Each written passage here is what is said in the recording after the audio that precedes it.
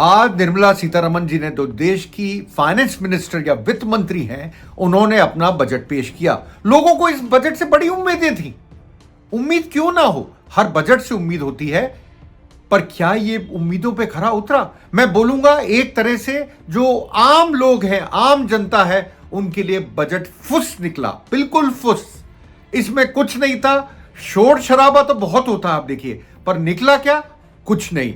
खोदा पहाड़, निकली चुहिया। यही बात को चरितार्थ करता है ये आज का बजट।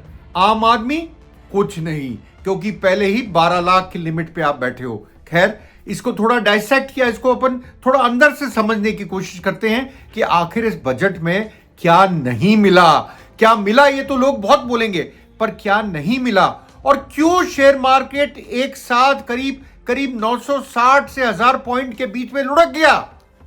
बीएसई सेंसेक्स क्यों लुढ़क गया? इसको भी जानने की कोशिश करेंगे। नमस्कार, मैं हूं अनिल शर्मा। आप लोग देख रहे हैं कुमकुम बिनवाल प्लेटफॉर्म। आप लोगों का बहुत बहुत स्वागत है इस प्लेटफॉर्म पर। देखिए, बजट आ चुका। मैं जब ये रिकॉर्ड कर रहा हूं तब बजट आए हुए ज्यादा टाइम नहीं हुआ है, इसलिए ज्यादा इंट्रिकेसीज या ज्यादा अंदरूनी बातें पूरा पढ़ के पता लगती हैं। पर ऊपरी सतह पे जो पता लगा है वो मैं आपसे शेयर करने की कोशिश कर रहा हूं, और उसमें कुछ भी ऐसा नहीं है जो एक आम आदमी के लिए कोई रास्ते खोल रहा हो, बचत के रास्ते खोल रहा हो, या कुछ और कर रहा हो, या नौकरियां दे रहा हो। ऐसा कुछ भी नहीं नजर आता। क्यों? आखिर समझ में नहीं आता। एक बजट देखने के बाद तो लगा शायद 1.5 घंटे 40 मिनट के आसपास निर्मला सीतारमण जी का भाषण होगा, पर क्या उन्होंने नौकरियों की बात करी? नहीं। उन्होंने एक एसएमई फंड पे बात करी। एसएमई फंड में जो बात करी वो करी डेडिकेटेड 10,000 करोड़ का SME growth fund, small medium enterprises के लिए 10,000 करोड़ का growth fund to create future jobs, मतलब आगे आने वाले टाइम में जॉब्स को बनाने के लिए। ये बातें, जो भी बात लेके आई निर्मला सीतारमण जी ने, क्या उन पर विश्वास किया जा सकता है? अगर उनका ट्रैक रिकॉर्ड देखें अभी तक का, तो नहीं कर सकते। चाहे वो मेक इन इंडिया हो, चाहे पीएम इंटर्नशिप प्रोग्राम हो, ये सब फेलियर रही है। ऐसे ही मुझे लगता है जॉब के ऊपर कोई बात नहीं हुई। क्या आदमी को टैक्स में बेनिफिट मिला? नहीं मिला, क्योंकि 12 लाख लिमिट आपकी पहले थी। जनता ये मान रही थी, आम लोग ये मान रहे थे, सैलरीड क्लास वाले जो लोग हैं वो ज्यादा ये मान रहे थे कि आपके स्टैंडर्ड डिडक्शन जो 12 लाख के ऊपर मिलता है वो 75,000 है, शायद उसको बढ़ा के लाख या 1.25 लाख कर दिया जाएगा। उसमें भी कुछ नहीं आया उसके अंदर भी। ना तो आपको कोई टैक्स बेनिफिट मिला है। टीडीएस की बात करते थे, टैक्स डिडक्शन एट सोर्स, कि शायद निर्मला सीतारमण इसको भी कुछ कम करने की कोशिश करेंगी और एक पैरिटी लाने की कोशिश करेंगी, क्योंकि 10 से 30% भी चले जाता है, आगे भी बढ़ जाता है। पर क्या ऐसा हुआ बजट में? ऐसा नहीं हुआ, कतई नहीं हुआ। क्या मैन्युफैक्चरिंग सेक्टर जो जीडीपी के अंदर करीब 17%, 16-17% का शेयर है, उसको बढ़ाने के लिए कोई बात हुई? मुझे नजर नहीं आता। तो वो बब्बर शेर कहां गया? गायब हो गया, गिर के जंगलों में खो गया। मोदी जी का जो गिर का जंगल है गुजरात में, वहां कहीं खो गया। निर्मला सीतारमण जी ने उसको घुमा दिया। खैर, कोई बात नहीं। आपने करा क्या बजट में? किसी को कुछ राहत दी? आपने राहत नहीं दी। चाहे वो स्टैंडर्ड डिडक्शन हो, चाहे वो टीडीएस हो, चाहे वो कैपिटल गेन्स टैक्स हो। उल्टा आपने क्या करा? जो शेयर मार्केट में ट्रांजैक्शन टैक्स बोलूंगा या एसटीटी बोला जाता है, उसके ऊपर टैक्स बढ़ा दिया गया 0.02% से 0.5%। 0.05%। उसका असर क्या पड़ा?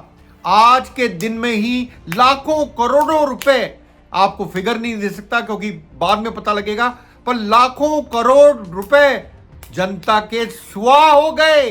कहां पे? शेयर मार्केट में। क्या इंडेक्स गिरा? जब मैं रिकॉर्ड कर रहा हूं तब तक ये इंडेक्स गिर चुका था करीब 900 से ऊपर, मतलब 1000 के आसपास। क्या करेंगे आप? किस सेक्टर को कुछ दिया गया? क्या ईवी सेक्टर कुछ दिया गया? ईवी सेक्टर से मतलब है इलेक्ट्रिक व्हीकल, जो कि कॉमन चीज है। क्या उनको कुछ दिया गया? मुझे नजर नहीं आता। अगर आप लोगों को नजर आता हो तो कमेंट बॉक्स में जरूर बताइएगा।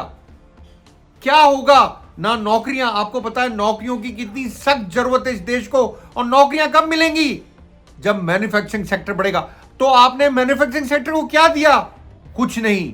आपने एक्सपोर्ट्स में क्या दिया? आपने अभी अभी एफटीए मतलब एक एग्रीमेंट साइन कराया, फ्री ट्रेड एग्रीमेंट ईयू से, यूरोपियन यूनियन से।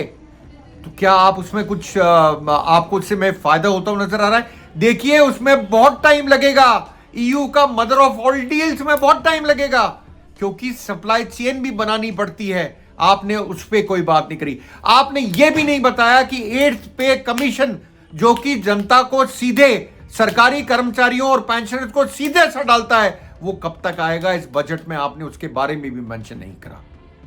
तो ओवरऑल मैं क्या बोलूं, मेरी निगाह में बजट फुस है, इस बजट में कुछ नहीं है। और आपको यह बताने के लिए, इंडेक्स, शेयर मार्केट का इंडेक्स से बेहतर चीज कोई नहीं हो सकती।